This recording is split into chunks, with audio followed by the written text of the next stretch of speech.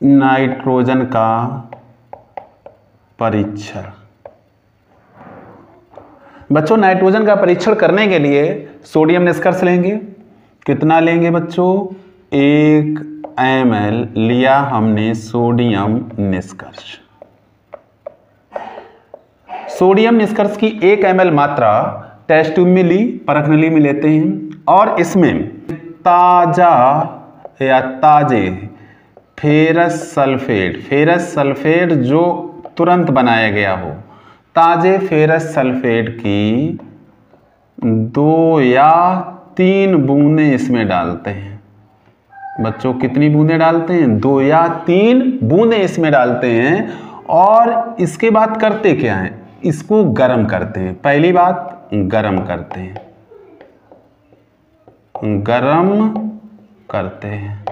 पहली बात तो ये भी गर्म करते हैं। फिर इसके बाद ठंडा करते हैं। गर्म करते हैं पहले, फिर इसके बाद इसको ठंडा करते हैं। समझते जाएं बच्चों। गरम करते हैं फिर ठंडा करते हैं। अभी क्या किया? एक मैंने टेस्ट ट्यूब ली, उस टेस्ट ट्यूब में 1 ml ले लिया सोडियम निष्कर्ष और उसमें ताजे फेरस सल्फेट की 2 या 3 बूंदें डाल करके उसे गर्म किया। इसके बाद इसे ठंडा किया। अब इसके बाद जो विलयन प्राप्त होता है, यानी कि हमें इसके बाद क्या होगा? विलयन प्राप्त होगा, प्राप्त विलयन। और इस प्राप्त विलयन में फेरिक क्लोराइड मिलाते हैं, FeCl3 की कुछ बूंदें। यहाँ कन्फर्म नहीं मैंने किया है, कुछ बूंदें, यानी कि 2 से लेकर के 4 बूंद तक इसमें मिलाते हैं, कुछ बूंदें। प्लस इसमें एसिड एक मिलाते हैं, कंसंट्रेट HCl अधिक में, मतलब इसको अधिकता में मिलाते हैं, अधिकता में इसको मिलाते हैं। ठीक बच्चों, इसके बाद होता क्या है? इसके बाद फिर हम ऑब्जर्व करते हैं। इसके बाद टेस्ट ट्यूब को ऑब्जर्व करते हैं। अगर गहरा नीला रंग आता है तो नाइट्रोजन उपस्थित होता है, यानी कि हम लिखेंगे गहरा नीला रंग आने पर नाइट्रोजन निश्चित उपस्थित होता है। ठीक है बच्चों, इतनी बात आप ध्यान में रखेंगे। यानी कि आपको टेस्ट ट्यूब में सोडियम निष्कर्ष लेना है 1 ml, उसमें ताजे फेरस सल्फेट की 2 या 3 बूंदें मिलानी है। इसके बाद उसको तेज गर्म करना है। इसके बाद फिर उसको ठंडा करना है। इसके बाद जो विलयन प्राप्त होता है उस विलयन में फेरिक क्लोराइड की कुछ बूंदें मिलाते हैं और उसमें कंसंट्रेट HCl अधिक में मिलाते हैं, अधिकता में मिलाते हैं। इसके बाद टेस्ट ट्यूब को ऑब्जर्व करते हैं। अगर हमें गहरा नीला रंग दिखाई दे रहा है टेस्ट ट्यूब का, तो हम कहेंगे कि इसमें नाइट्रोजन कन्फर्म है, यानी कि नाइट्रोजन उसमें उपस्थित है। किसमें? कार्बनिक यौगिक में। अब बच्चों इसमें रिएक्शंस कौन कौन सी हो जाती हैं उनको समझ लो। रिएक्शंस आपने देखा था कि सोडियम निष्कर्ष में सोडियम हाइड्रोक्साइड होता है। तो ये सोडियम हाइड्रोक्साइड जो सोडियम निष्कर्ष में प्रेजेंट है, ये फेरस सल्फेट आपने मिलाया है, फेरस सल्फेट से अपक्रिया करता है और बनाता है फेरस हाइड्रोक्साइड और यहाँ पे साइड प्रोडक्ट बनता है Na2SO4, यानी कि सोडियम सल्फेट। ये क्या बना है? Ferrous hydroxide. ठीक है बच्चों, ऐसे बच्चे जो फेरस और फेरिक में कंफ्यूज रहते हैं वो समझ लें, जब Fe यानी कि आयरन आयन 2+ ऑक्सीडेशन स्टेट में होता है तो उसको फेरस कहते हैं, और जब ये 3+ ऑक्सीडेशन स्टेट में होता है तब इसको फेरिक बोलते हैं। तो कंफ्यूजन अपना दूर कर लें। इसके बाद देखिए बच्चों, अगर कार्बनिक यौगिक में नाइट्रोजन तत्व उपस्थित है तो सोडियम निष्कर्ष में सोडियम साइनाइड जरूर होगा। अब क्या होता है? ये सोडियम साइनाइड से अपक्रिया करता है फेरस हाइड्रोक्साइड, FeOH का होल ट्वाइस, एक कंपाउंड बनाता है, जटिल यौगिक बनाता है Na4Fe Cn का होल 6 एक जटिल यौगिक ये बनाता है Na4FeCN, Cn का होल 6, इसको बोलते हैं सोडियम फेरोसाइनाइड, इसको बोलते हैं बच्चों सोडियम फेरोसाइनाइड। रिएक्शन बैलेंस करने के लिए बच्चों यहाँ गुणा करते हैं 6 का, Cn का होल 6 हुआ, 6 से मल्टीप्लाई करते हैं हम। तो बच्चों ध्यान दो, Na4FeCN का होल 6, अभी बच्चों यहाँ 2 Na बचे हैं और यहाँ क्या बचा है 2OH, तो साइड प्रोडक्ट बनेगा 2NaOH। ठीक, अब बच्चों इसके बाद क्या मिलाया मैंने, इसके बाद इसमें फेरिक क्लोराइड मिलाया है। क्या मिलाया है? Ferric chloride. मतलब यहां तक जो प्राप्त विलयन मैंने लिखा है, प्राप्त विलयन में सोडियम फेरोसाइनाइड होता है, सोडियम फेरोसाइनाइड होता है प्राप्त विलयन में। फिर इसके बाद इसमें क्या मिलाया गया? Ferric chloride. अब देखते हैं बच्चों, यानी कि Na4FeCN का होल 6 और इसमें मिला दिया गया फेरिक क्लोराइड FeCl3। अब क्या होगा? अब क्या होगा बच्चों इसमें? यहां बच्चों एक मजेदार यौगिक बनता है Fe4FeCN का होल 6 और इस पूरे का होल थ्राइस, इसको बच्चों बोलते हैं फेरिक फेरोसाइनाइड,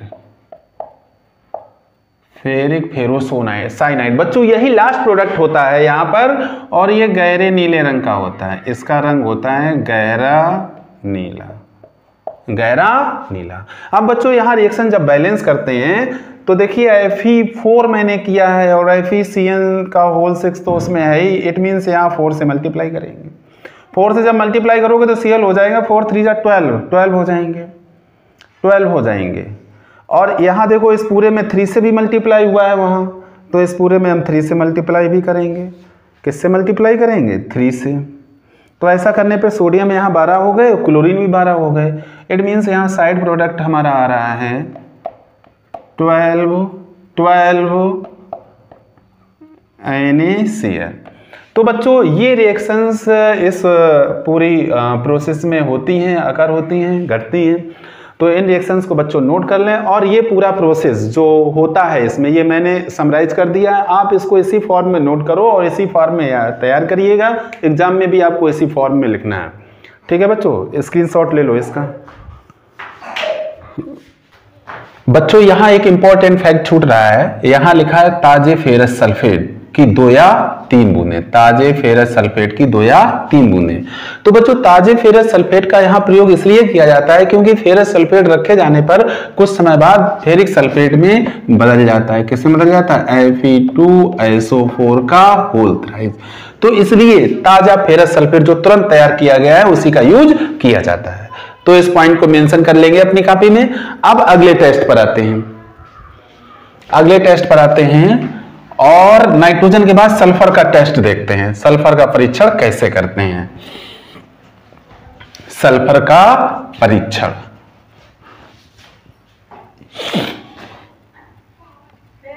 सल्फर का परीक्षण। बच्चों सल्फर का परीक्षण करने के लिए वही प्रोसेस है कि सोडियम निष्कर्ष लेंगे टेस्ट ट्यूब में, तो सोडियम निष्कर्ष लेंगे, सोडियम निष्कर्ष। बच्चों सारे टेस्ट सोडियम निष्कर्ष से ही करने होते हैं। सोडियम निष्कर्ष प्लस एक कंपाउंड लेते हैं सोडियम, पहली बार आप नाम सुन रहे हैं इसका, सोडियम नाइट्रोप्रोसाइड। खतरनाक नाम लग रहा होगा आपको, खतरनाक है नहीं, सोडियम नाइट्रोप्रोसाइड की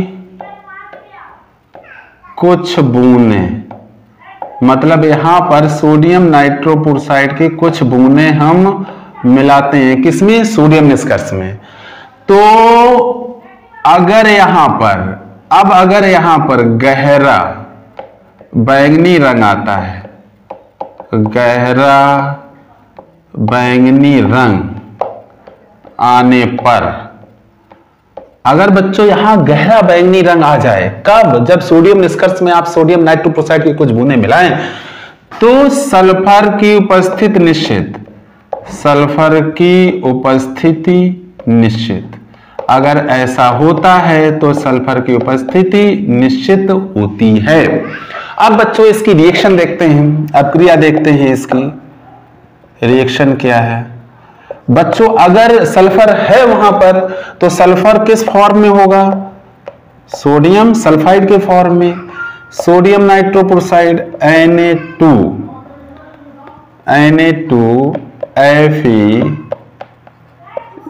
FeCN का होल 5 Na2FeCN का होल 5 NO। बच्चों ये एक संकुल यौगिक है, ये जटिल यौगिक है, इसको बोलते हैं सोडियम नाइट्रोप्रोसाइड।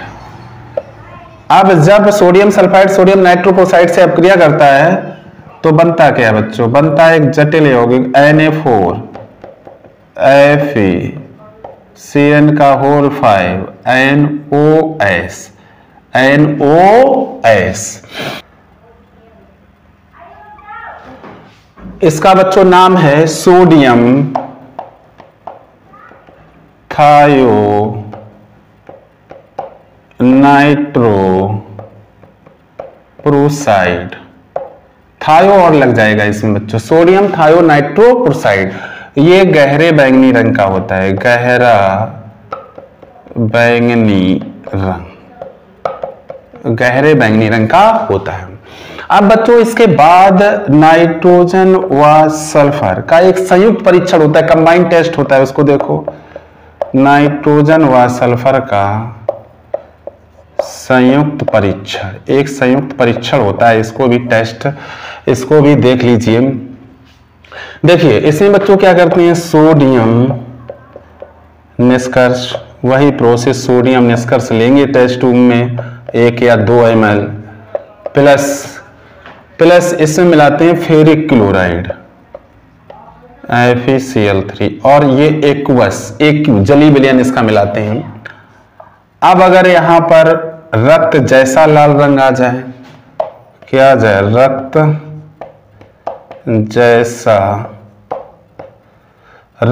जैसा लाल रंग, ब्लडी रेड कलर अगर आ जाए, रक्त जैसा लाल रंग आने पर नाइट्रोजन व सल्फर दोनों उपस्थित होते हैं, नाइट्रोजन व सल्फर दोनों की उपस्थिति निश्चित, दोनों की उपस्थिति निश्चित होती है बच्चों। इसमें रिएक्शन क्या होता है, रिएक्शन देख लो, यहां दोनों हैं तो बच्चों ये दोनों किस फॉर्म में होते हैं, sodium thiocyanate NaCNS sodium thiocyanate, और अपक्रिया हो रही है FeCl3 के जली विलयन से। इसमें बनता क्या है बच्चों, बनता है FeCNS का होल थ्राइस, प्लस साइड में बनता है NaCl। अब यहां देखो इसको बैलेंस करना है, होल थ्राइस CNS का हुआ, यहां 3 से मल्टीप्लाई करेंगे, जब यहां 3 से मल्टीप्लाई करेंगे तो Na3 हो गए, Cl3 है तो 3 NaCl यहां हो जाएगा। इसका नाम है